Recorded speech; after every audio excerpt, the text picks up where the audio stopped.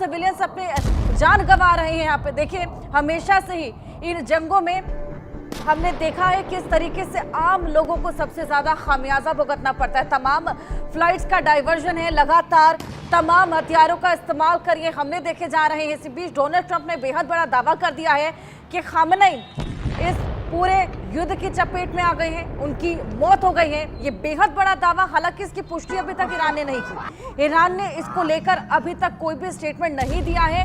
Iran की ओर से लगातार अभी यही बोला जा रहा है कि खामनेई सेफ है। इजराइल की हुकार, ईरान में जोरदार प्रहार देखने को मिल रहा है। मिडिल ईस्ट में जंगी हालात छिड़े हुए हैं और हालात बेहद भीषण होते जा रहे हैं। लगातार हम देख रहे हैं कि ईरान की ओर से भी रिटेलिएशन है, लेकिन इसी बीच दो तरफा जब ईरान को घेरा हुआ है अमेरिका ने, इजराइल ने। इसी बीच एक और बड़ी खबर आपको दे, ये बेहद बड़ी जानकारी। देखिए, एक और जहां अमेरिका ने दावा किया है कि खामनेई इस पूरे युद्ध की चपेट में आए हैं, लेकिन इसी बीच ईरान के सुप्रीम लीडर को लेकर इजराइल ने भी बड़ा दावा किया है। सुप्रीम लीडर खामनेई हमले में खत्म और तेहरान हमले में सुप्रीम लीडर की मौत हो गई है। IRGC के कमांडर और रक्षा मंत्री की भी मौत हो गई है। तो देखिए, ये एक और बड़ा दावा, IRGC के कमांडर और रक्षा मंत्री की भी मौत हो गई है। सुप्रीम लीडर खामनेई हमले में खत्म हो गए हैं। ईरान के सुप्रीम लीडर को लेकर इजराइल ने ये बड़ा दावा किया। अब क्योंकि देखिए, अमेरिका और इजराइल संयुक्त ऑपरेशन चला रहे हैं, संयुक्त तरीके से ये पूरे हमले बोल रहा है, तो अमेरिका का भी यही मानना है कि खामनेई अब इस दुनिया में नहीं रहे हैं, खत्म हो चले हैं इस युद्ध में, और ऐसा ही इजराइल का भी मानना है। हालांकि ईरान ने अभी इसको लेकर कोई भी पुष्टि नहीं की है। सुप्रीम लीडर खामनेई हमले में मारे गए हैं, ये इजराइल ने भी दावा किया है। इस बीच ट्रंप ने भी यही दावा किया है ईरान के सुप्रीम लीडर खामनेई को लेकर, और उनका ये भी कहना है कि ईरान के हाथ में ही अब तमाम चीजों को ठीक किया जा सकता है। लेकिन तेहरान हमले में सुप्रीम लीडर मारे गए हैं, ये इजराइल ने भी दावा किया। हालांकि ये दावे की पुष्टि अभी तक ईरान की ओर से नहीं की गई। IRGC के आपको बताएं कमांडर और रक्षा मंत्री की भी मौत हो गई है, ये IDF ने जानकारी दी है। यानी कि इजराइल के रक्षा मंत्री की मौत इस पूरे हमलों में देखने को मिली है।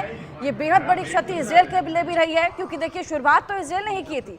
शुरुआत से ही हमने देखा कि जिस तरीके से अमेरिका का जंगी बेड़ा आगे बढ़ रहा था, अचानक से उसमें इजराइल की एंट्री होती है, दोनों की मुलाकात होती है और मैक्सिमम प्रेशर बनाने की जो बात कही गई थी, उसके बाद से ही लगातार कुछ ना कुछ सुगबुगाहट दोनों के बीच में थी।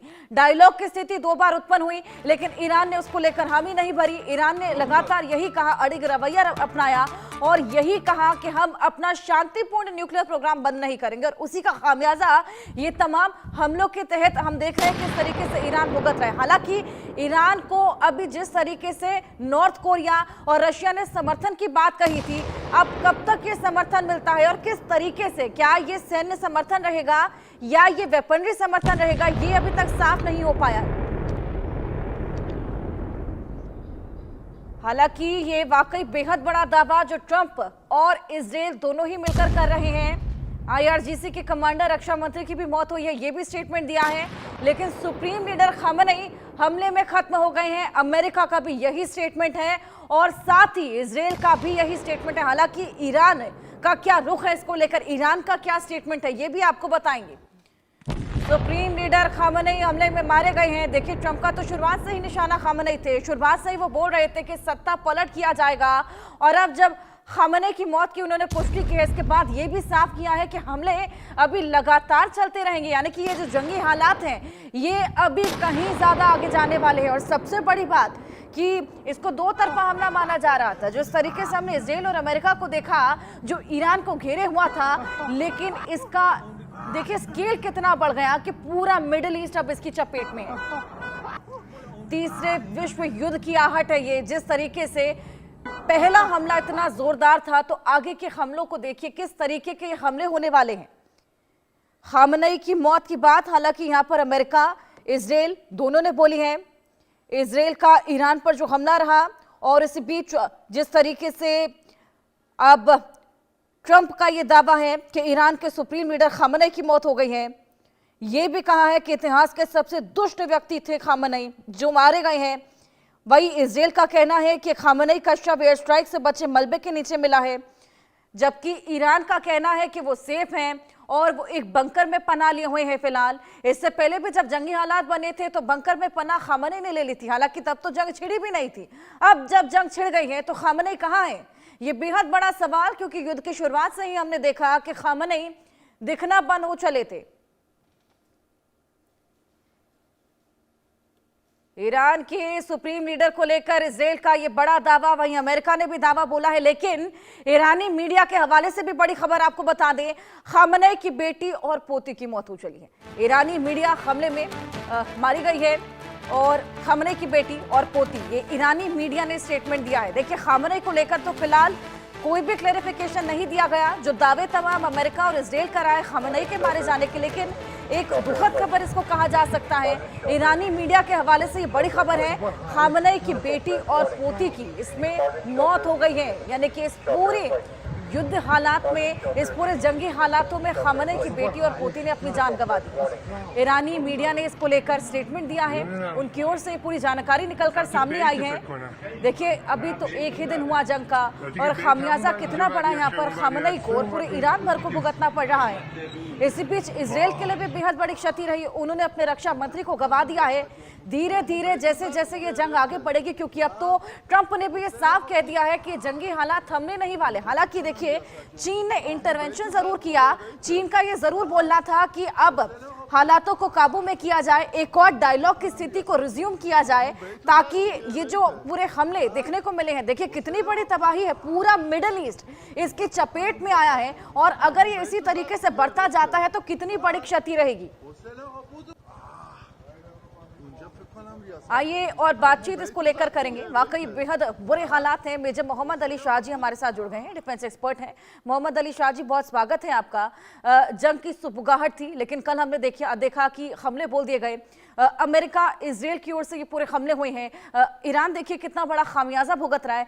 क्या लगता है आपको, कितनी लंबी ये जंग खिंचेगी और किस तरीके से पूरा मिडिल ईस्ट इसकी चपेट में आ गया है? ये तो बेहद बदतर हालात यहाँ पर हो गए हैं। जी, बड़ा अच्छा सवाल है। गुड मॉर्निंग सारे व्यूअर्स को। और देखिए, जो हमारे ट्रेड पंडित्स हैं, जो हमारे एनालिस्ट हैं, दो बातें मान रहे हैं। या तो एक हो सकता है कि बहुत लंबा जंग खिंचे, जैसे रूस और यूक्रेन की जंग में हुआ है, और दूसरे एनालिस्ट कह रहे हैं कि ये हो सकता है कि 3-4 दिन में खेल निमट जाए बिल्कुल। और रही बात अयतुल्ला खोमेनी की, जो देखिए, जंग में अक्सर जब जंग बिछड़ती है दोनों राष्ट्रों में, तो सबसे पहले मार खाता है, कैजुअल्टी खाती है सच्चाई की। जी, सच्चाई की हार होती है हमेशा।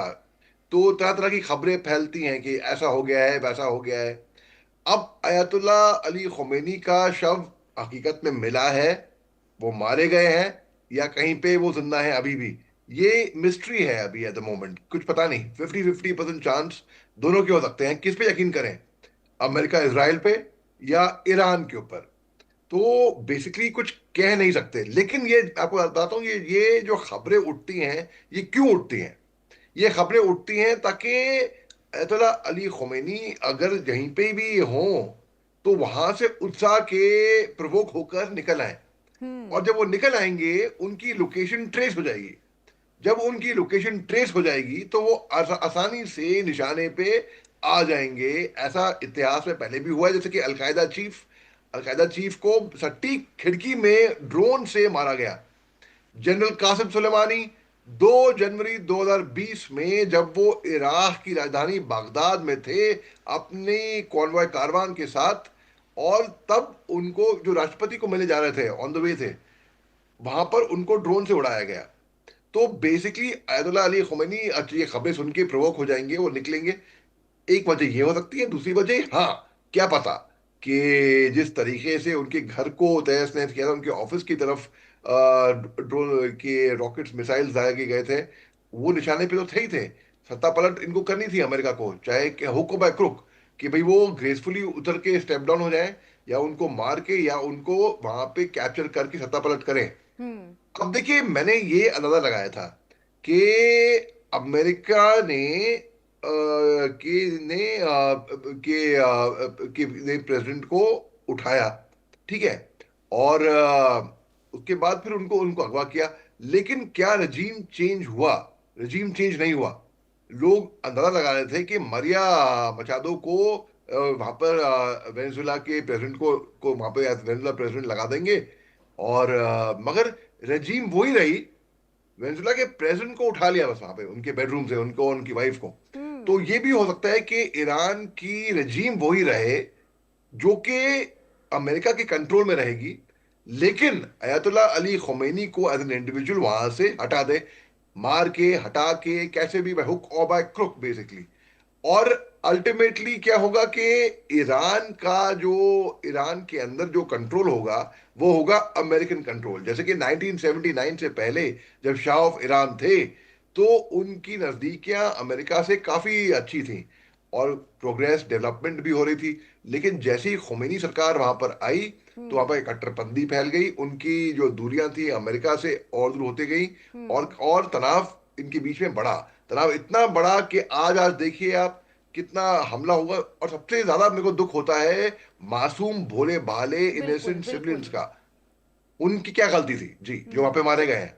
बिल्कुल बिल्कुल मोहम्मद अली शाह जी, बिल्कुल सही कहा आपने। देखिए अभी खामने की हालांकि मौत की पुष्टि बेशक ना हुई हो, लेकिन ईरान की मीडिया ने ये साफ कह दिया है कि उनकी बेटी और पोती की मौत हो चली है।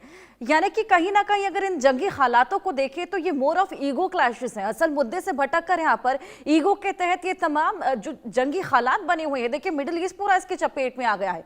ऐसे में अब चाइना ने बेहद स्मार्ट प्ले करते हुए हमेशा की तरह से हमने देखा कि पहले तो ईरान को मिसाइलें दे रहा था, अब जंग छिड़ी थी तभी तो मिसाइलें दे रहा था, और अब इंटरवेंशन कर दिया है, अब शांति की बात कर रहा है। आपने बिल्कुल दुरुस्त बात करी है। देखिए अमेरिका पे भरोसा नहीं किया जा सकता। अमेरिका एक तरफ तो शांति की बात कर रहा था ईरान के साथ, बल्कि इस पिछले महीने की बात कर रहा हूं मैं, फरवरी की बात कर रहा हूं। फरवरी पहले हफ्ते सप्ताह में इनकी मीटिंग्स भी हुई ईरान के साथ। दोनों पार्टियों ने, दोनों पक्ष ने बोला कि भाई हाँ अच्छी शुरुआत हुई है, इसको आगे बढ़कर रखना चाहिए, हमको आगे बढ़कर रखेंगे। तो आप एक तरफ शांति की बात कर रहे हैं, दूसरी तरफ आप इजराइल को ढाल बनाकर आप वहां पे हमले करवा रहे हैं। हालांकि शुरुआत में अभी तो पुष्टि हो गई है कि अमेरिका और इजराइल का ये ज्वाइंट ऑपरेशन था, ये साथ में उन्होंने अंजाम दिया है इस घटना को। लेकिन शुरुआत में देखिए ये ऑन पेपर ये घटना दिख रही थी कि इजराइल ने किया है, ऑन ग्राउंड अमेरिका ने किया है। लेकिन ये इन्होंने स्पष्ट कर दिया है कि ये ऑन ग्राउंड दोनों ने किया है। और जो बाकी जो कि इस्लामिक राष्ट्र भी हैं, जैसे कि कुवैत हो गया, यूएई हो गई, बहरीन हो गया, तो इनमें तो ऑलरेडी जो मिलिट्री बेसिस हैं जो सैन्य अमेरिका की, तो उस पे ईरान हमले कर रहा है। हाँ, ईरान ने ऑलरेडी बहरीन के अंदर, कुवैत के अंदर, बल्कि कुवैत की जो मिलिट्री स्टैब्लिशमेंट है अमेरिका की, वो इस शर्त पे हुई थी कि अमेरिका इन स्टैब्लिशमेंट को ईरान के खिलाफ नहीं इस्तेमाल करेगा। अब ईरान ने कहा कि भाई ये प्रीएम्प्टिंग स्ट्राइक कर रहे हैं हम, अगर हम नहीं इनको मारेंगे तो ये हो सकता है कि इतने करीब आ गए हमारे से तो हमारे विद इन रेंज है, हमको मार दें। अमेरिका कहता है कि ईरान जो है एक ऐसा मिसाइल डेवलप कर रहा है जो कि अभी तक तो इनकी रेंज है केवल यूरोप तक की, लेकिन ये अमेरिका तक पहुंच जाएगा। डोनाल्ड ट्रंप साहब का बयान था ये। और उसको रोकने के लिए ऑलरेडी हमको ये स्ट्राइक करनी पड़ेगी। और जो 3 न्यूक्लियर पावर प्लांट है ईरान के अंदर, पिछले साल ऑलरेडी अमेरिका इनपे नष्ट कर सके हमला कर चुका है, लेकिन उसको भी आपको खत्म करना पड़ेगा, खारिज करना पड़ेगा, देखा कि वो प्रॉब्लम तो मेन न्यूक्लियर प्रोग्राम ही थी। चलिए आपके पास मैं वापस लौटती हूँ। एक और बड़ी खबर, इजराइल के हमले में खामने को बड़ा झटका लगा है। खामने के परिवार के लोगों की मौत हो गई है। हमले में बहू दामाद की भी मौत हुई है। देखिए बेटी और पोती की मौत की खबर भी सामने आई थी, वो तो खुद ईरान की मीडिया ने उसकी पुष्टि की है। लेकिन अब ये देखिए कितना बड़ा झटका ये खामनेई के लिए रहा है। हालांकि खामनेई की मौत को लेकर अभी तक कुछ भी क्लियर नहीं हो पाया है। खामनेई की बेटी और पोती के साथ साथ उनके बहू और दामाद की भी मौत हो गई है। बेहद बड़ी क्षति खामनेई के लिए पर्सनली रही है। और इसी बीच जो तमाम और आम नागरिक हैं ईरान के, उन्होंने भी अपनी जान गंवाई है। एक गर्ल्स स्कूल पर भी अटैक हमने देखा ईरान पर देखने को मिला। 85 छात्राएं वहां पर मारी गई हैं। हमेशा ही ऐसे जंगी हालात जब उत्पन्न होते हैं तो सबसे बड़ा खामियाजा वहां के आम नागरिकों के लिए रहता है। और कितनी ताज्जुब की बात है कि ट्रंप का ये कहना है कि ईरान पर ये जो हमला किया गया है अमेरिकी नागरिकों को बचाने के लिए किया गया है, लेकिन वो जो तमाम ईरानी नागरिक वहां पर रह रहे हैं, जो तमाम और सिटीजन अलग अलग जगहों के लिए, जो तमाम इंडियन स्टूडेंट्स वहां पर गए हुए हैं पढ़ने के लिए, उनका क्या? ये बेहद बदतर हालात यहाँ